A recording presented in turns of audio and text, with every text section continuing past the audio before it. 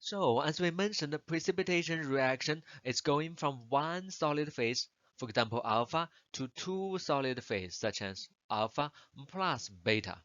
This is the precipitation reaction, and it arises from the change in solubility.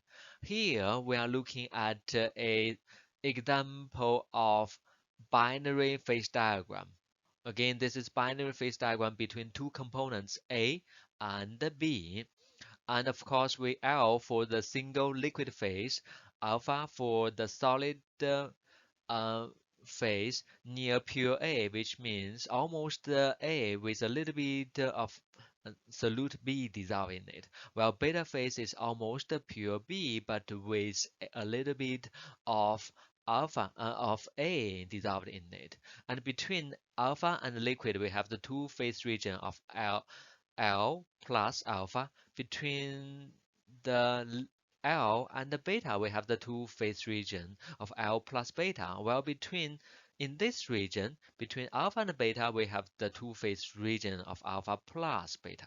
Okay, so this is how do we understand the phase diagram. Of course, this is the melting point of pure A, while here is the melting point of pure B, and the top line here are the liquidus line, well, this boundary and that boundary is the solidus line.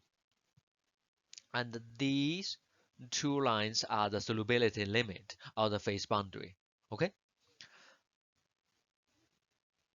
So in order for the precipitation reaction to happen, we always, as we mentioned, need local composition fluctuation. And we also, as we mentioned, need thermal activation. And in order for the local atoms to arrange from the beta structure, alpha structure to beta structure.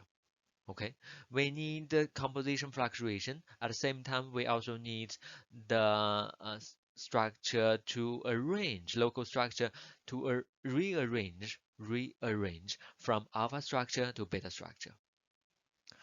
And the simplest precipitation process occurs through the so-called homogeneous nucleation. By homogeneous, we mean that the precipitation or the beginning nucleation process happen everywhere throughout the host or throughout the matrix material. It randomly occurs within the grains of the matrix or host material with no specific preference. Okay, that's the simplest case, so-called homogeneous nucleation. We talk about homogeneous nucleation when we were discussing solidification from liquid phase to solid phase. But here, even within the pure solid phase from alpha, the formation of the beta phase can also occur homogeneously, which means the transformation can happen anywhere within the alpha randomly fashion. Okay. And let's look at the energetics, which means the change of energy for nucleation process while homogeneous um, route. The driving force, what drives the nucleation process to happen? What drives the phase transformation or precipitation reaction to happen? Again, similar to the solidification, the driving force still comes from the volume free energy change, delta GV. G for Gibbs free energy, V for the volume free energy, which means per volume, what's the free energy change? Delta means the change, okay? On the other hand, we said a nucleation growth process for even for homogeneous nucleation, there would be barriers involved. And in this particular case, because as we mentioned, the nucleation growth process involves a distinct interface. Because of this distinct interface, there will be interfacial energy. Interfacial energy, for example, in this case, between the alpha and the beta interface. Okay, and we put gamma I here because there may be different orientation between the alpha and the beta phase, and between different orientation, there may be different interfacial energy. So we put gamma I here for interfacial energy. At the same time, there may be volume strain energy, delta GS, S again for strain, delta free energy change, and G for Gibbs free energy. This arises from the new phase. Beta may have a different molar volume from the host or matrix phase, which either pushes everything around it or attracts it, and there's so-called strain energy involved. And these two are the sources of the barriers for the precipitation process to occur within the solid phase.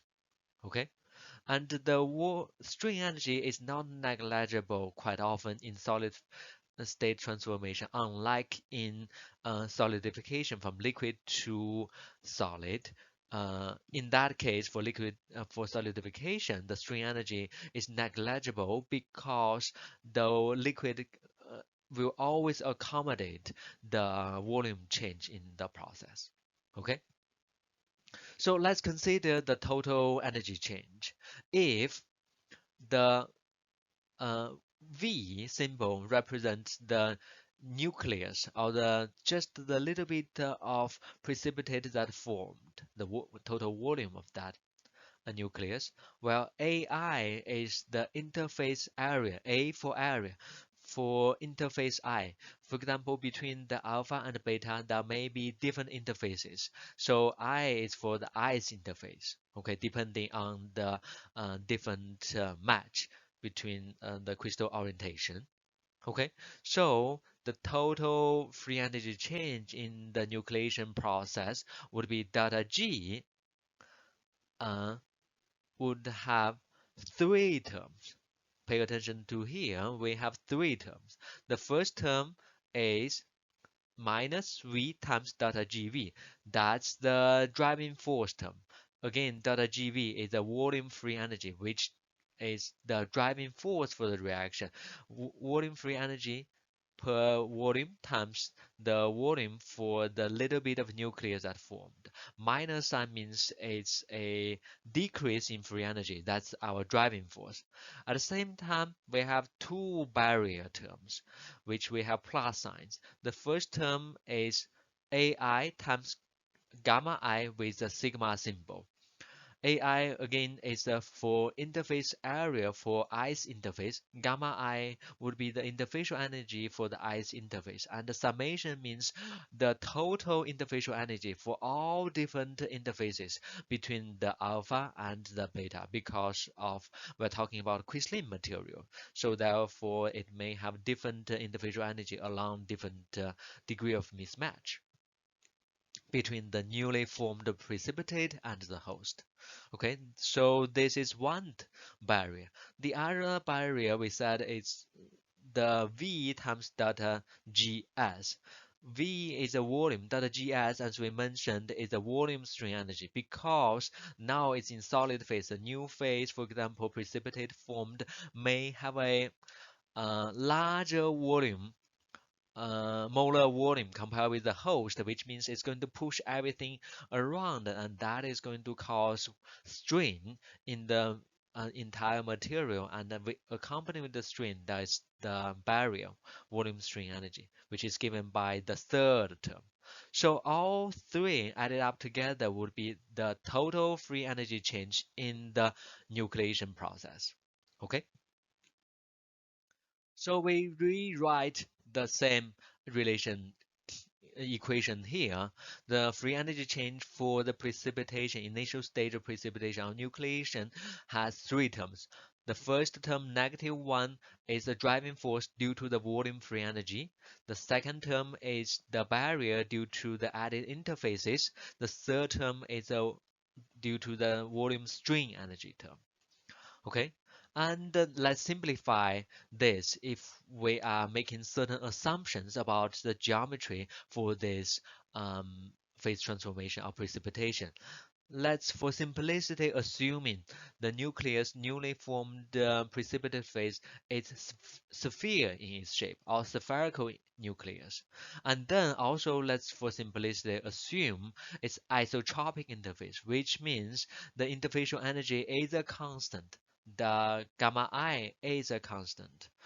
If with these assumptions or simplification, the uh, total free energy change in the nucleation process can be simplified as something like this. So the term of 4 over 3 pi r to the power of 3 represents the volume.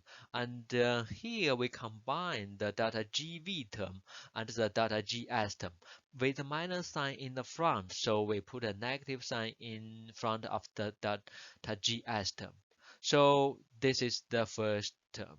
And then for the interfacial energy term, because it's a isotropic interface. So we use A by 4 pi r square because it's a sphere. The total surface area for a sphere is 4 pi r square times gamma because we have a constant interfacial energy, which is gamma, between the newly formed precipitate and the host. Of course, this is a oversimplification, but it's reasonable for spherical nucleus. Okay? And then let's plot the energy term with respect to the size of the nucleus radius. Okay, the first term we plot minus v times delta GV. Of course, it would be negative. Delta GV, as we mentioned, is always a positive number. It's the free energy decrease from per volume from the matrix phase to the precipitate or the new phase. Okay, this one is always negative. And then because on the within the bracket it is delta GV minus delta GS. So if we are going to plot it here, it would be somewhat higher or more positive, less negative. When we plot delta GV times bracket, delta V times bracket, delta GV minus delta GS. It will be less negative when we consider the strain energy term is a positive contribution. Okay, it would raise up this curve a little bit. These are the driving force for the nucleation process or the precipitation process. On the other hand, we have the barrier term, which is 4 pi r squared times gamma, or A times gamma, and it will be proportional to the square term of the radius. And because A is always positive, gamma is always positive, so this curve would be positive with respect to the radius above the horizontal axis. Okay, and the net between the driving force term and the barium term would take the shape something like this, follows this black curve. Okay, because the driving force term is the negative one is proportional to the radius to the power of 3, while the barrier term is proportional to the radius to the power of 2. So when the radius is very, very small, there's always certain region that this curve, this net total is positive, while when the radius gets larger and larger, the r to the power 3, the r cubed term will dominate and it will turn negative from certain radius. Okay, so this black curve represents the total free energy change. And similar to the homogeneous nucleation process for solidification that we derived earlier, we can similarly get for the first derivative, make the first derivative of delta G to be 0, and from that we can get R star, or the so-called critical nuclear size, to be 2 times of gamma, 2 times of interfacial energy, divided by this driving force. In this case would be the volume free energy minus the strain energy. Okay, this gives us the critical nuclear size, which means if the local cluster size is smaller than R star, than roughly here, then the newly formed cluster, even if it arranged like the precipitate structure, it may have a greater tendency to disappear, to arrange back into the old matrix phase. On the other hand, if you find a cluster that is larger than this R star, larger than roughly this value, then from that point, that local cluster arranged like the precipitate has the tendency to continuously grow. From that point, it will be spontaneous process. It will roll downhill. Okay, and the height for this so-called nucleation barrier, similar as what we got before, would be 16 times pi r to the power of 3 divided by 3 times the delta GV minus delta GS to the power of 2. This is a so-called nucleation barrier or critical nucleation energy, which is the barrier for the new precipitate to form. Okay, and that's the reason that we need thermal activation to overcome this barrier. Okay, and if we only consider the beginning stage of the nucleation, which means the volume for the nucleus is very, very small, and as a result, the volume strain energy term would be very relatively small and can be neglected. Under that condition, when we think of just the very beginning of the nucleation of this precipitation process, when the nucleus is very, very small, then the radius term would roughly be proportional only to the inverse of volume free energy term, or and what we derive would be proportional to the inverse of so-called undercooling in the precipitation process.